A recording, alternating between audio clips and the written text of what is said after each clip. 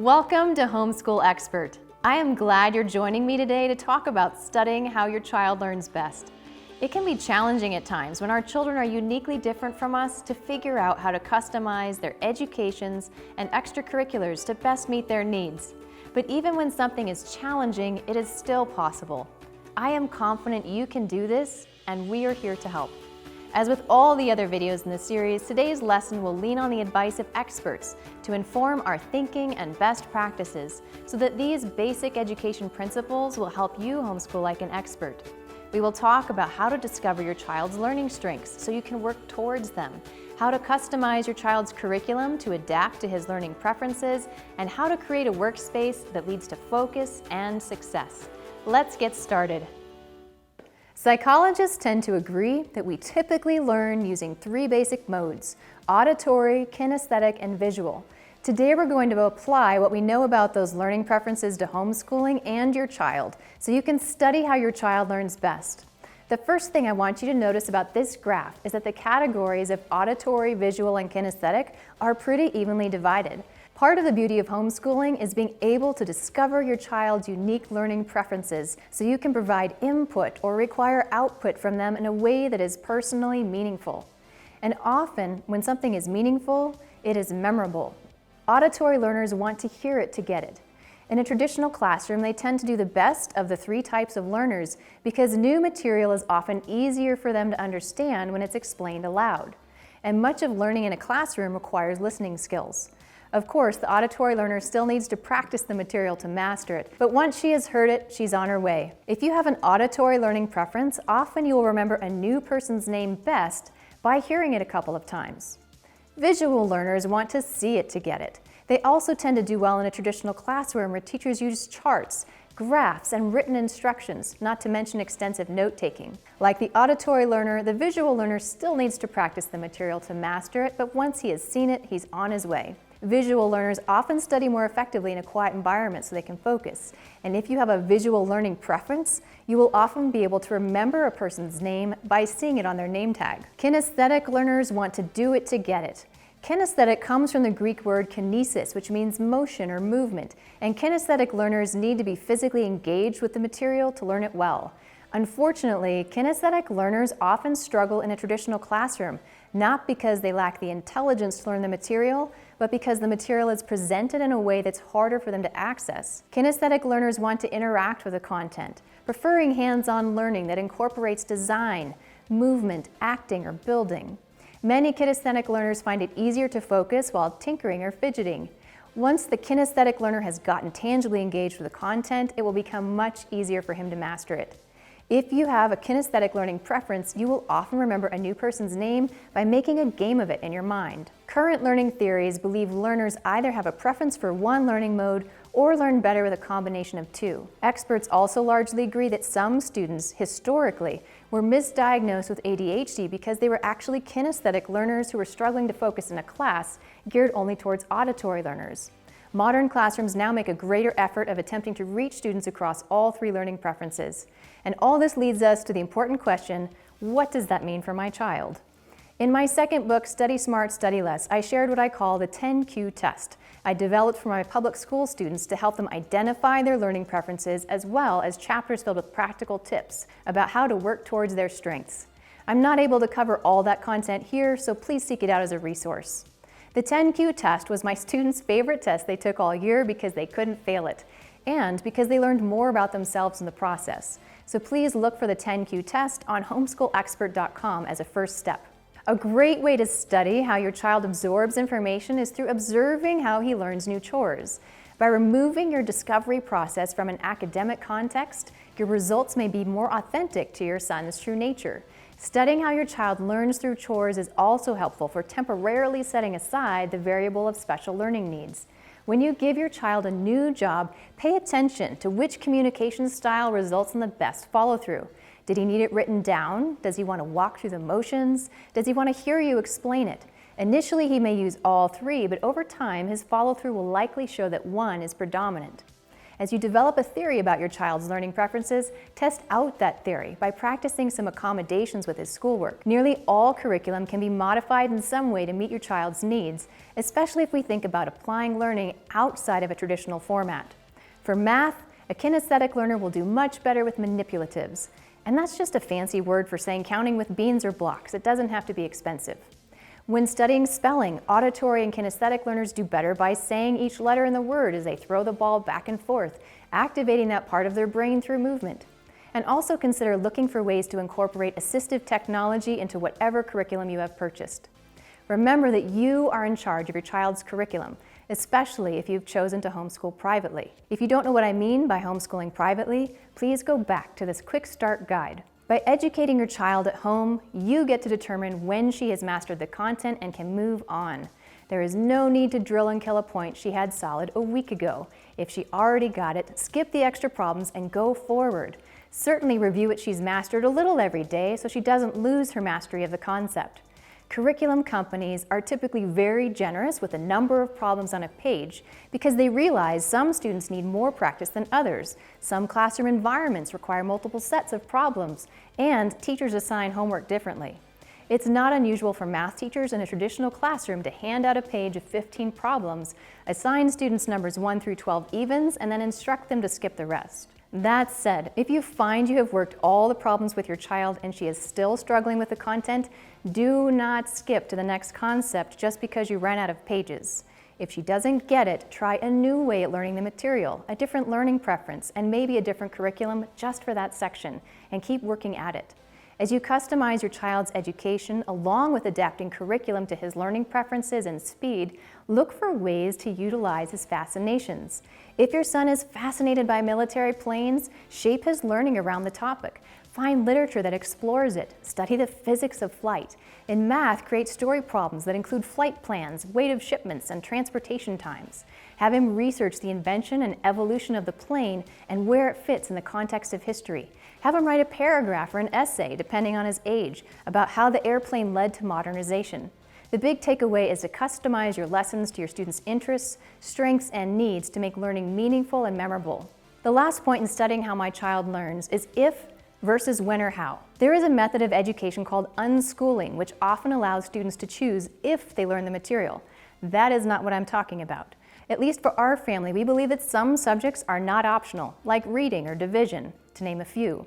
While the subjects may not be optional, the timing for learning them can certainly be flexible. There is such a thing as forcing a child into a subject before she's ready, which will not only be frustrating for you, but ineffective.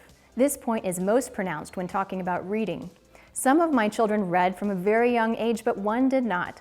Every 6 months, I reintroduced the material to see if she was ready for it, and when it brought on panic attacks, I gave it another 6 months. She is now a voracious reader. It just took her a little longer to get there.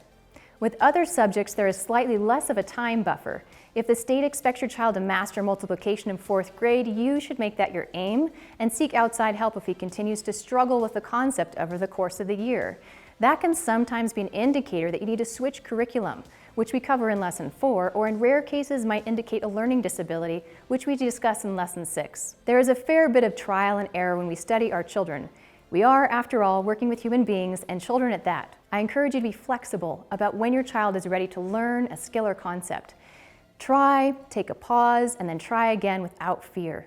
State standards often allow an extended amount of time as a buffer for students to develop mastery in reading, understanding that many children learn to read at their own pace. If after 2 or 3 attempts to teach your child you are still running into trouble, reach out to your local school district or homeschool community for professional resources. It's not if, but when and how our children learn. In addition to studying your child, let's talk about how to build your workspace for success. Now, by workspace, I mean not only the tangible environment where you're working with your student, but also the headspace that we model as parent-teachers.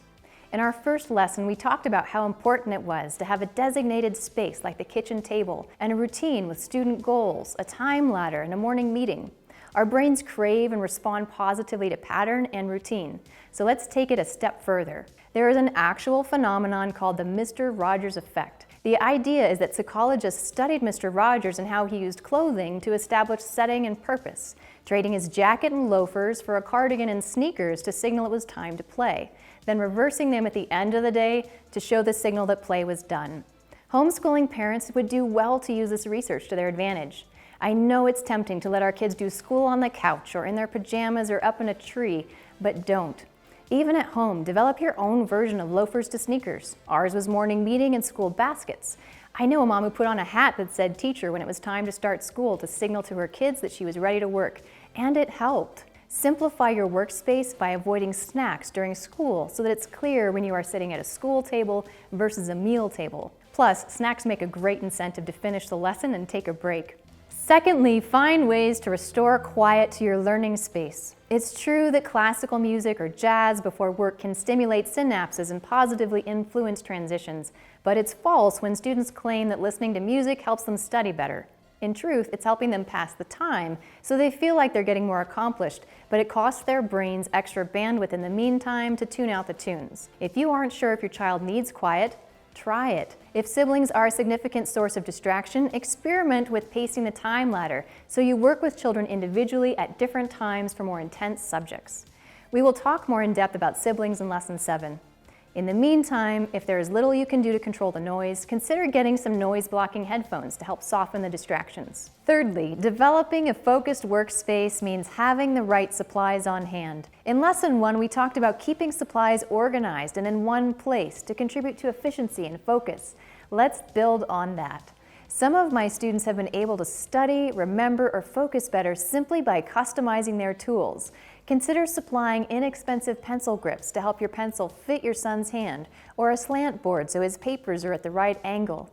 If your daughter struggles with focus, there are many different kinds of quiet fidgets she can use and to save for school only.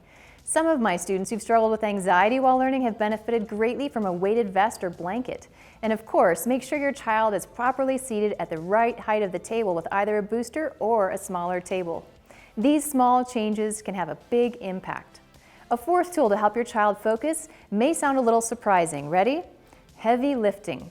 Occupational therapists have found significant positive connections between calming easily distressed or distractible students with some heavy lifting exercises. For children struggling to focus, OTs recommend they carry a load of books, haul laundry, do push-ups, or even lug their school basket to the table in the morning. My mom homeschooled my two brothers as well as me and used to say there were some days she just handed my brother a shovel and sent him outside for a few hours. Other homeschool parents say their most significant focus tool is their trampoline. The bottom line here is to think creatively about ways you can get your child to do cross-body motion, pulling, pushing, and lifting so you can get her brain engaged and get her back to work. One of the most motivational tools in my teacher box is my time. It's terribly tempting to text the outside world or surf the web while my kids do their work. I admit, I struggle with it. But my children are so much more motivated when I keep my eyes on them, when I walk around behind to see their work, place an encouraging hand on their shoulder, or put a kiss behind their ear. Your nearness is a chance to bond as you struggle through and celebrate all the sides of homeschooling. Love covers a multitude of trouble. Your attention is motivational because it helps your child feel seen and noticed while struggling with something as seemingly irrelevant as diagramming sentences. After you have focused on your children at the table for 15 to 20 minutes, take a break. Everyone needs one, you too. If your child can only focus for 10 minutes, start there, and over time you can increase his focus. Some days will require more flexing than others in the number of breaks your child needs. I know I need breaks. I like to use my 10-minute break to do a coffee refill, return a call, throw in some laundry, and set out the ground turkey to defrost. Over time, try to establish a pattern of school chore, school recess, school chore, school recess, or lunch. Sometimes when I have a lot of work to do, the most efficient thing I can do is schedule a break. We began this lesson talking about learning modes, so let's talk about the biggest one we often ignore, making mistakes. We have all made them. What a gift to give our children to establish a healthy response to making a mistake, of being patient with ourselves and learning from what we did wrong. Our family's response is if you make a mistake, own up to it, learn from it, and move on, with the hope that with practice we will repeat that mistake less often. Perfectionism stifles learning. We cannot learn if we're unwilling to make some mistakes along the way. It takes a great deal of trial and error to study how our children learn best. So I encourage you to model grace to your child by first giving it to yourself. Plan to get it not right the first time. No one has. Simply by being here with me, you are actively learning from the mistakes of many other homeschooling parents who eventually figured out how to make it work. Incorporating these 7 steps into your workspace will lead to a significant increase in focus and success, and will make learning together much more fun. In this conversation about studying how your child learns best, keeping your family goals close by can be a source of encouragement. It helps to see your stretch goals of where you're headed, the short-term goals for this month, and what you're aiming for this week. One day at a time has many a time gotten me through some of the more sandpaper-like days of rubbing up against my children's differences. Learning to lead them has refined me at times just as much as it has them, by teaching me to see a perspective other than my own, by not insisting on my own learning mode as being the best, but opening up to consider their needs, and then learning to validate and value them for their differences. Just because I don't learn it the way they do doesn't mean they are less than me.